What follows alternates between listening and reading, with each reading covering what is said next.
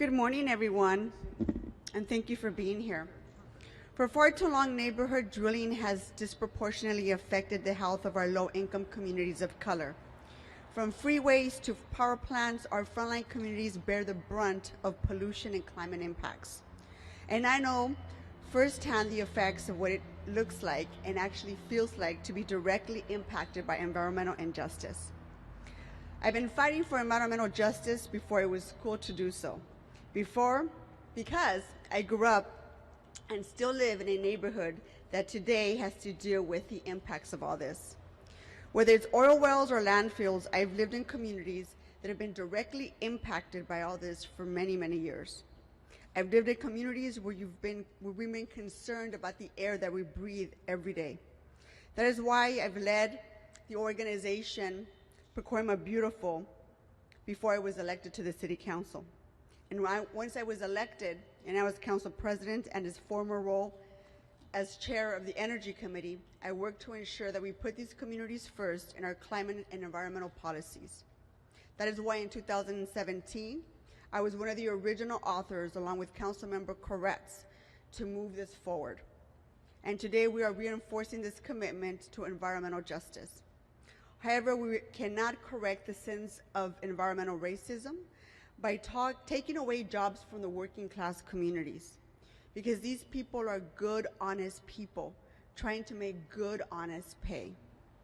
I know this from experience because my mother worked at the Price Pfister factory in Pacoima when I was growing up. And I can tell you firsthand what happens when workers feel like their jobs get swept under them because a factory moves away. I saw her fearful of losing her job, and I watched her as she slowly watched her company move away to Mexico, when the company and other entities made promises of a transition that went unfulfilled, and how fearful it was to find another job or other new opportunities that would help impact her family's well-being. So we need to do this right. These people are parents who are taking care of their families. They're adults taking care of aging parents, and we can't just pull the rug right underneath them. Technological change and decarbonization and automation will impact hundreds of thousands of workers in our region. Many face the threat of layoffs, and having a good paying job being replaced by a minimum wage job is just simply not going to cut it. This is a transition that Los Angeles cannot afford and we cannot accept. It is vital to the health of our neighborhoods, the planet, and the city needs to meet its ambitious climate goals. However, by doing so, we must also protect good-paying jobs and create new ones. This is why today I will be introducing a motion to have the cities establish a new Office of Job Quality Stabilization. This office will provide a pension, retirement, reemployment, and income level guarantees for all displaced workers, strengthen our worker reemployment and workforce development, to ensure that our city's climate policies from solar to electric charging stations are implemented with good paying jobs. Los Angeles has always been consistent in leading in this direction, and we cannot afford to leave anyone behind. The new office will provide local families with a sense of security. As jobs in the fossil fuel industry decline, cars and trucks begin to drive themselves, and many jobs move to permanent remote status. Let today be a reminder that the City Council prioritizes the health and well-being of every Angelino, and that working together, we will create a Los Angeles that would help stabilize, and we will work tirelessly to ensure that no one is left out. Thank you, and at this time, I'd like to introduce my good friend and President Pro Tem of the Los Angeles City Council, Councilmember Mitch O'Farrell.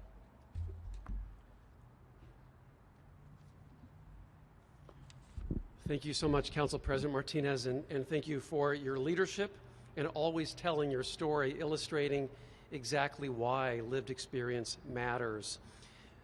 All the environmental advocates and partners particularly Stand LA, I want to thank for changing the way we think about oil extraction in Los Angeles.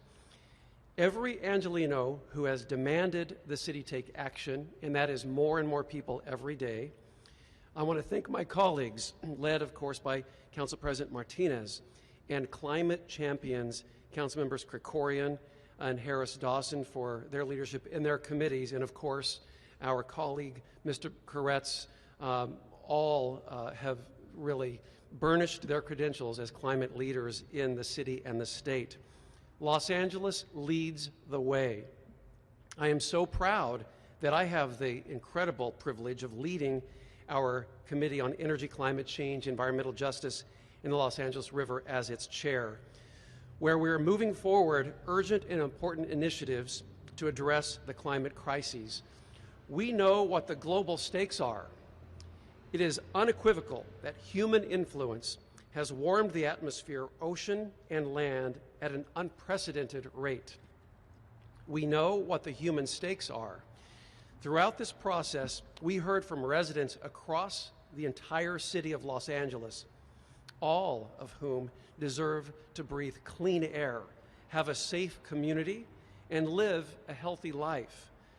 This issue is also personal to me. I grew up in working-class, oil-rich oil extraction Oklahoma, which, like California, was one of the largest oil-producing states during the last century. I lived next to petroleum-intensive sites as a kid, and I frequently experienced the harmful health impacts that come with it, like nausea and headaches. So we know what the stakes are, and in Los Angeles, we're doing something about it. Today's vote will be momentous, but it's just one step out of the many ambitious steps we are taking. Our LA 100 effort, for example, is the most ambitious plan of its kind anywhere. It is a model for the nation and the world. It will get us to a 100% carbon-free future in Los Angeles by 2035. It is not going to be easy, but we are determined to meet this challenge, and it is an imperative that we will accomplish. We are decarbonizing our public buildings. We are abandoning gas-powered vehicles and building a citywide electric vehicle charging network. We are shaping a green economy powered by good-paying union jobs that benefit the communities that have been historically marginalized by our dependence on fossil fuels. We are thinking bigger and acting more boldly than any city in the nation, and setting a precedent not just for the rest of the country, but the rest of the world as well. And we are up to this challenge. So thank you to my colleagues and to all the amazing advocates and activists who helped get us to this point, and who we will keep working with collaboratively to get us to where we need to go. And now I'd like to introduce my good friend, another climate champion that I'm so proud to work with day in and day out, the chair of our Budget and Finance Committee, Councilmember Paul Krekorian. Thank you.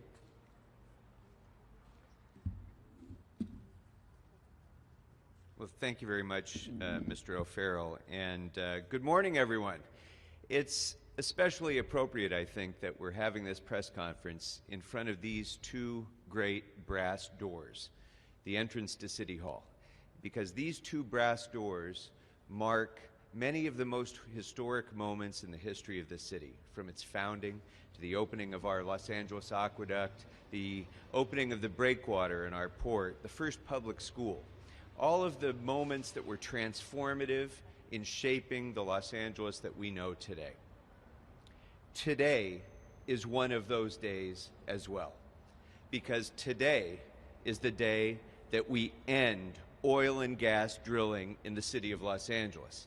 Today is the day when we begin to take back land throughout the city that can be used for productive, positive community uses.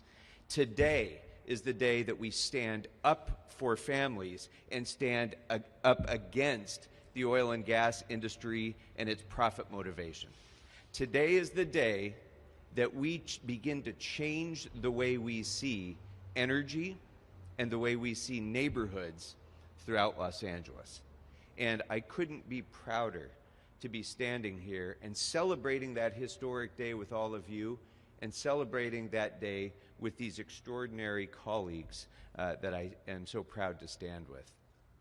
Chairman O'Farrell has been the steward of so many of the aggressive environmental objectives that we've had. And I'm so proud to stand with him as my partner in the LA 100 initiative that we've advanced. Councilmember Koretz has been probably the greatest champion on climate issues that we've had in the council, and is always our clarion voice reminding us of our role in fighting against climate change. And Council President Martinez, I think, was humble when she talked about being the champion of environmental justice before it was cool to be so. Because this is a cause that is in her bones. This is not a slogan. This is not a checklist on some things to accomplish. This is something that she feels deeply, and we have never had a greater environmental justice champion in City Hall than Council President Martinez. And I'm so proud to be able to see this cause through to the finish line with her. I also want to make a note, of course, of our incredible champions and incredible friends at the Stand LA Coalition. Because, folks, this is what activism looks like. What the Stand LA Coalition has done over all these years is fundamentally changed the way we look at this issue. It has fundamentally changed the way I look at this issue. Because I'll acknowledge, when we first started talking about setbacks years ago, I was a little bit of a skeptic. Not that it wasn't a great idea. Of course it's a great idea to have setbacks in our neighborhoods.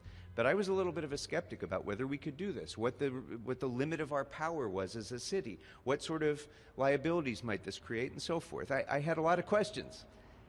Stand LA Coalition brought together these community organizations across Los Angeles, continued to advocate, continued to build relationships, continued to educate me and others, to the point that not only was I satisfied with every single question I had, but I thought, if we're going to do setbacks, why don't we just do this throughout the entire city of Los Angeles? And I was so pleased that as then committee chair, Council President Martinez was willing to embrace that goal and join me, and the rest of the committee came with us. And now we will be the first city in America to say that, I believe, first city in America. Am I right about that? I want to make sure. First city in America to say that throughout the city, oil and gas production will be a non-conforming use. So, folks, this is what activism is. It's not just venting outrage. It's accomplishing things and getting things done and changing the way people think, and that's what the Stand LA Coalition has done. So I especially want to thank the Coalition's co-chairs, Physicians for Social Responsibility LA and Communities for a Better Environment, and their organizers, Eric Roman, Mauro Kakusian, and Baram Fazeli, who worked so closely with my office. And I want to give a special note of thanks also to Aaron Ordauer of my office, who's really led this charge. And so thank you all very much. I'm sure we'll have questions later, but in the meantime, it's a great honor for me to be able to recognize with appreciation and thanks for all of his leadership over these many years that he served in City Hall, and before that in the State Assembly, for these many years that he's been one of our state's leading champions on environmental issues and especially on climate change, our great colleague, Councilmember Paul Koretz.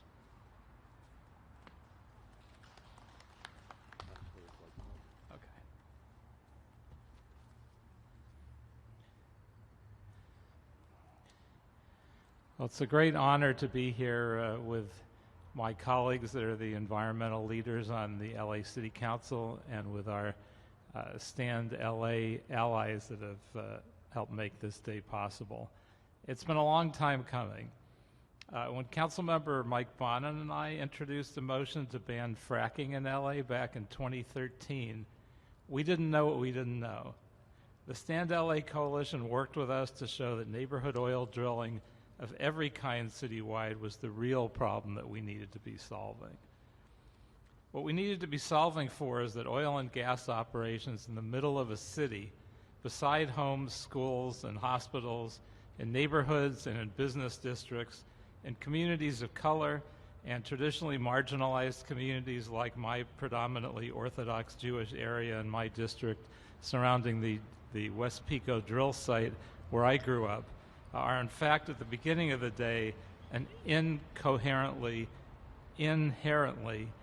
incompatible land use that was 130 years ago in the making, when Edward Doheny and Charles Canfield discovered oil here. And not surprisingly, the streets next to the West Pico drill site are Doheny and Canfield. And the school that I went to for elementary school was Canfield Elementary School. So it was that way in the 1940s and 50s and 60s when the oil companies started hiding their operations behind false facades. The West Pico drill site tower was actually designed to resemble a synagogue tower, and it does, and it remains that way today. Toxic industrial operations have absolutely no place in our neighborhoods, period. No one should have to wake up in their own bed with nosebleeds caused by oil drilling chemicals. No one should be attending services in a shul and have to worry about toxins emanating from the drill site across the street.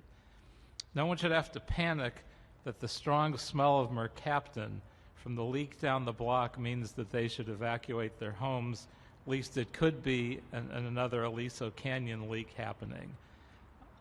Should they fail to move quickly enough, it would possibly affect their health, or so people thought.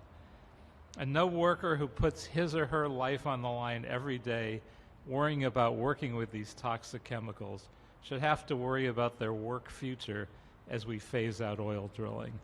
And I thank Council President Martinez particularly for her leadership on this issue, because as we've begun to phase out oil and gas drilling, I don't know so far that an adequate job has been done of replacing those good jobs with other good jobs. And we can't do anything but make that happen. I appreciate the leadership from Council President Martinez, Councilmember O'Farrell, and especially Councilmember Krekorian to get us to this point where an amended motion to declare oil drilling a non-confirming use in Los Angeles will be passing. I appreciate the leadership to ensure the city's participation in a just transition task force with LA County to protect and assist affected workers. I couldn't agree more, which is why I seconded the motion in committee. The toxic chemicals and dangers of exposing Angelenos to oil drilling is just too great. This effort is more than 100 years overdue. The beginning of the end of neighborhood oil drilling in Los Angeles starts today. And thank you, everyone here, for helping to make it happen. Next up, it's my pleasure to introduce a youth organizer and community leader with Communities for a Better Environment, part of the Stand LA Coalition. She grew up in Wilmington next to one of the largest oil extraction sites in Los Angeles and has been organizing to end oil drilling there for over a decade. Today she'll share her story of living on the very front lines of oil drilling and the significance of today's historic vote. So it's my honor and pleasure to introduce Ashley Hernandez.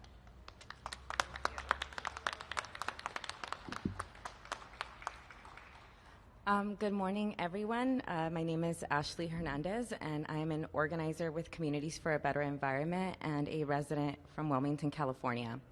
I've lived in the front lines of neighborhood oil drilling my entire life and can't begin to express what I'm feeling inside being here in this moment after all of the years of work frontline residents, partners, and allies have fought for. Today, I am feeling an overwhelming sense of community power, and that is the only way to explain how and why we are here today, because of the courage and resistance of Black and Brown communities rising up against oil extraction that does not belong in our neighborhoods. Today is a testament that our voice and our lived in experience matters, that no matter who we are and where we come from in the city of LA, we can set a tone for a future that is healthier, not just for some of us, but for all of us. Growing up in my community, I dealt with nosebleeds while I played in school, had teachers that fell sick, had eye infections that had me missing weeks of school. This is how I became a part of this movement. There is always a question and an underlying fear of what health impacts you may face. And many residents, like myself, know it's not if, but when. I know this because I've heard these stories from many of the people I've worked with, like Isabel Alvarenga, who witnessed her mother fight cancer as a young teen, Giselle Cabrera, who had an asthma attack triggered by a bout of laughter, and I had to drive her over 30 miles to an emergency room, and Wendy Miranda, who had to run next to drilling operations while carrying an inhaler so she could breathe. And because of this reality, we don't have much of an opportunity to hope. But days like today remind us that every single petition, every single voice, every single action, and every single person that's come from the front lines of neighborhood oil drilling has mattered enough. These are the realities of youth in Wilmington and many of the oil drilling communities that you're going to be hearing today in City Council. Today is the precipice for a new future many of us told us was not possible, and we are laying a foundation for a future where Black and brown kids aren't growing up next to oil and gas sites, where we won't be running and playing and praying next to oil and gas. It's because of the power of community that we can reach the lengths of the visions people often tell us we are incapable of obtaining. So today is for them, for every community member that is not here, for every community member that believed, and every community member that fought for us. Starting today, I have a little bit more hope for our communities. Our futures will hopefully not be full of emergency room visits, bloody noses, or burdensome health impacts, but a cleaner future where Black and brown families are the ones protected and valued. In the end, the most important thing to come from my community is not oil, it's us, the people leading our city to a better and just future.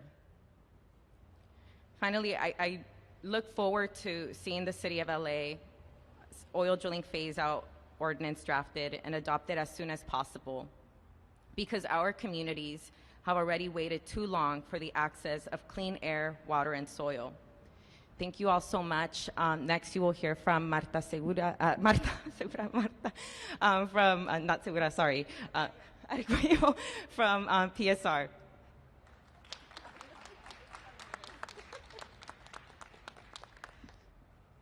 Wow, I want to just take a moment and breathe and really enjoy this moment.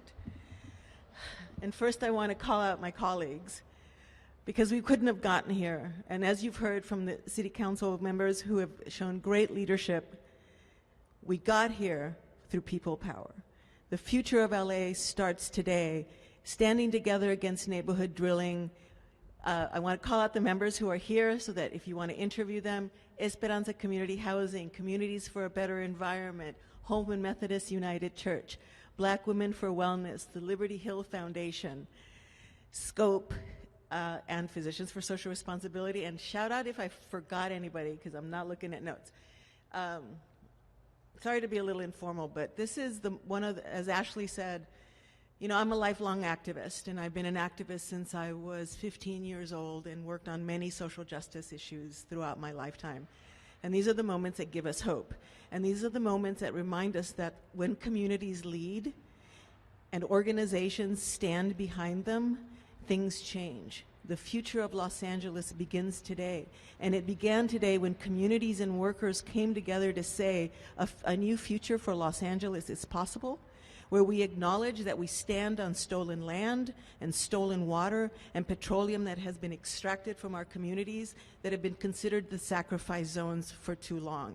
Today, a new LA starts, one built on the hopes and dreams of those of us who have stood together and marched, those of us have stood together and protest, those of us who have stood together and written letters and made phone calls and did public testimony and did it all for the last 2 years during a pandemic. This is what community power looks like.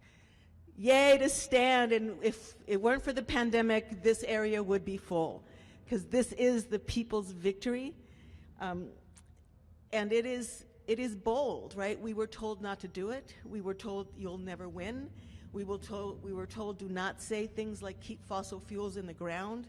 But we will not address climate change, social inequality, until we move away from this extractive economy and allow communities to lead. We know that there are more jobs in the cleanup, and we will not leave workers behind, because those workers are part of our communities and they're part of our families. So, and we also know that more work is required, right? We know that this is one hurdle, but we stand together against neighborhood drilling. We stand together for a new economy, and we stand together to make LA the place where that can happen, where we will no longer support false solutions to climate change, but fuel ourselves with wind and solar, and no community is left behind. No community is a sacrifice zone. There is no reason to be extracting oil next to where people live. It's an inherently dangerous practice for which we have alternatives. So thank you very much. We are available for interviews. We are available for Spanish language interviews. And please avail yourselves of some of the photos of the people who have gotten us here, who can't be here today. Thank you.